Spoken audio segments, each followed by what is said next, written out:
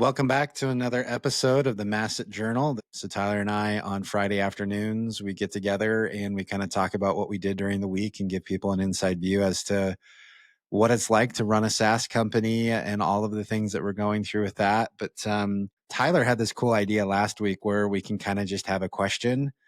And, sometimes you kind of get into the rut of we're working on the same projects from week to week. Like Tyler, SOC 2. I am working on website and closing deals and a couple of those things. So sometimes we don't have like the craziest updates in the world. So we thought it would be kind of fun Tyler thought it would be fun, and I think it's a cool idea. Put Ben on to the do these spot and ask him questions. random questions. No. Well, and I So think Tyler, that's what's your question? I was gonna say, and I think some of this is a realistic view of being a founder sometimes. Like building a company is often very small, measurable increments, right? Like every week you want to do something to contribute, but there's never, I mean, ideally, yeah, if you're amazing, you're having like a press release every week. That's great. But for a lot of weeks, you're not, right? And so that's just part of being a founder, building a company. It's slow, it's progressive. At a couple things, and they all kind of tie together. So the question that I'm asking this week is, what is your book? Every company that you go to and every executive you talk to has their book, right? It's like that's the company they bring with them when they go to a company. They say, hey, everybody should read this. This is the best thing ever. Most of the times it's the really popular ones. Sometimes you get some really good Easter eggs, but business books like prevail in the startup world. So Ben, what is your book? I'll even give you the leeway to say you could have two, right? Like, Okay, I'm going to boomerang this back to you. Books? I'm going to buy myself a couple seconds of time. What's your book? Because I think I know it. I'm curious if I really know it. Yeah, I have two, and this is what actually spurred my thought today. So one is the obvious, like, How Do You Measure Your Life by Clayton Christensen. Obviously, like, he's amazing. He has some really good stuff. I actually like that one better than I like The Innovator's Dilemma, just because it's more personal. That's kind of who I am. I bring this up because I actually started listening to that again. I'm like doing a re-listen after a few years on that one. And then my second one is by the guys at 37 Signals, and it's probably a tie between It Doesn't Have to Be Crazy at Work and Rework. Those are probably my two top books. Like if I had to, I try not to actually do that. Like when I get hired at a company, be like, these are the books that I believe in. You need to read them. Yeah. But if people ask, then yeah, I think those are the ones I normally say that I align business-wise with. So I've recommended on both of those. So if you had to give like one paragraph summaries of each book, what would they be? Man. So It Doesn't Have to Be Crazy at Work / Rework. They kind of restate the same similar ideas.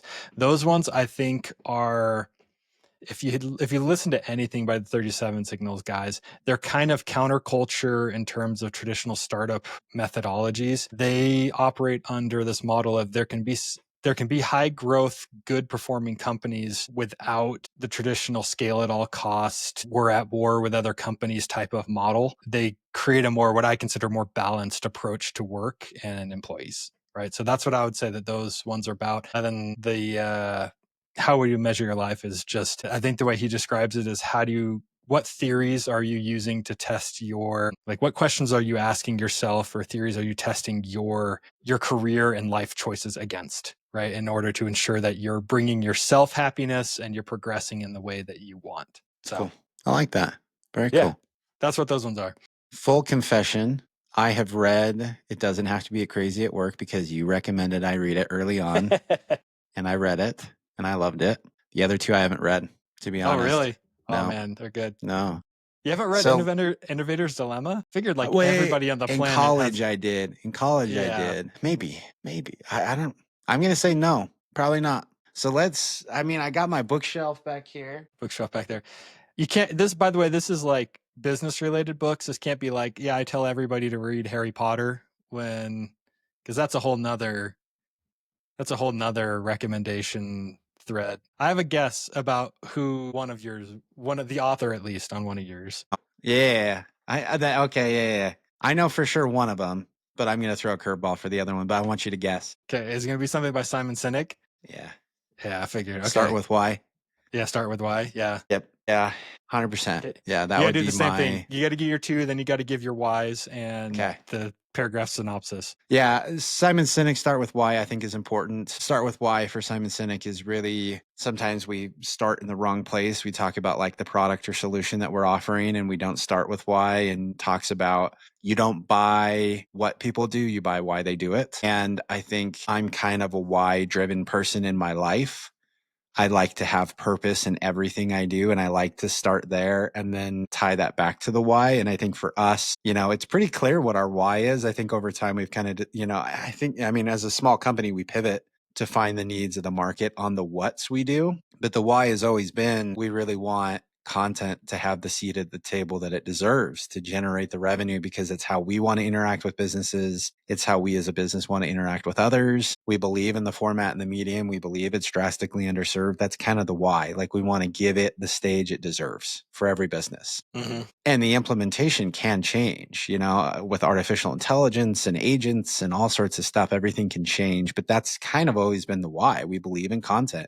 Like, even you, Tyler, as a developer, you have a passion for writing. Like, you were just telling me this story, right? Tell me what you told me before. You're going through some crappy stuff, and to make it interesting, what did you do? I wrote about it. Yeah, the blog post will probably come out later today, but yeah, it's like I had to rework a whole bunch of our backup plans because of some limitations at AWS, and it sucked. But I was like, you know what? As I'm doing this, I'm going to write about it. It took me it took me 2 days to do the whole rewrite, but about 4 hours of that was writing, but it made it infinitely more enjoyable to do, right? Exactly. And I think you and I inherently are writers. Like, we get a lot of value out of that kind of stuff. I'm assuming you're a journal writer. Are you? I want to be, but I fail at consistently at it. That's exactly who I am. But there's that desire. There are genuinely people that don't care, right? And I think we write to bring out our innermost thoughts and stuff like that. So again, we have the why. We care about content, right? So start with why. So here's the other one. I am cheating. This is The Alchemist. The Alchemist.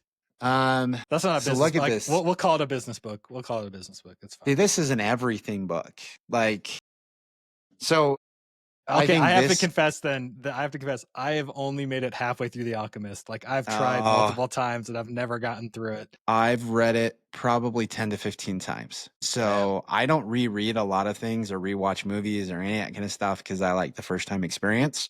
The Alchemist, I read and reread over and over again. The interesting part about The Alchemist, it's entirely about the journey. Mm-hmm. Obviously, it's an old enough book. I don't care about giving away spoilers. It's about a shepherd boy in Spain who wanted to become a shepherd to explore the world, meets an interesting guy who says that his personal legend is out in the middle of the deserts in Egypt by the pyramids, and sends him on this journey where he goes to a new land, loses all of his money, is threatened by death, goes on this crazy journey only to find at the very end of the road, within an inch of his life, that his treasure was actually back at the very place where everything started, where he started the book. And what's interesting is he does amass this huge amount of wealth at the very end, but that has like no meaning in the book. It's he became a person that he wanted to be through living these experiences. And like The Obstacle is the Way is a similar book, in my opinion, where it talks about the journey. As we love the journey of difficulties defines who we are. And that is the whole point of life and a business and in everything. It's the journey. It's the story. Again, content fuels everything. So for me, The Alchemist is like the epitome of that. With a business, we often focus too much on the destination, getting acquired, going public, yada, yada, Mm-hmm. yada. It's the journey. It's the moments along the way. And we want to document along the way so that we can remember this along with others. Remember the journey and look forward to the journey and don't give a crap about the destination. And I think in the end of the day, that's kind of the point of it all. So Yeah. Love it. Love it. Yeah, it was kind of again, I'm just re-listening to How You Measure Life. One thing he talks about is a study that was done that talks about motivation. Like, he talks about incentives versus, there's kind of this bifurcated camp of talking about incentives versus motivation. And motivation, he says, is like there's two parts of it. There's the hygiene part, and then the part that actually motivates people to do things. Hygiene stuff we talked about. It's kind of like ticking the boxes. Like, you got to have a certain salary, you got to have like what you're doing. But then there's like the motivation of like challenging problems. And it's like, so I've been thinking about like, with this business, right? Like, what is it that motivates us, right? And I think it's like, we believe in content. We believe in that vision. We believe where we're going. But two, it's like, for me, it's like making a company that makes the journey enjoyable for everybody, right? Like too many companies I've been at, it's like you said, it's like the end game. It's like, oh, everybody's looking to like 10 years down the road. I'll be happy when, I'll be happy when, I'll be happy when. Like, I think we both are aligned on this idea of like, we want to build a company that helps people enjoy the journey, that our employees can enjoy the journey throughout it as well. Like, I think that's something that we kind of both have aligned on in very different ways, Yeah. share a common vision of. Yep. 100%. I love it. Well, I mean, Cool. I feel like that's a great update right there. Yeah.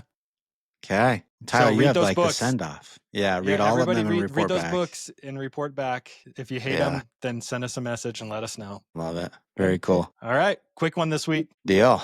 We'll see you Okay. later. See you later, everybody.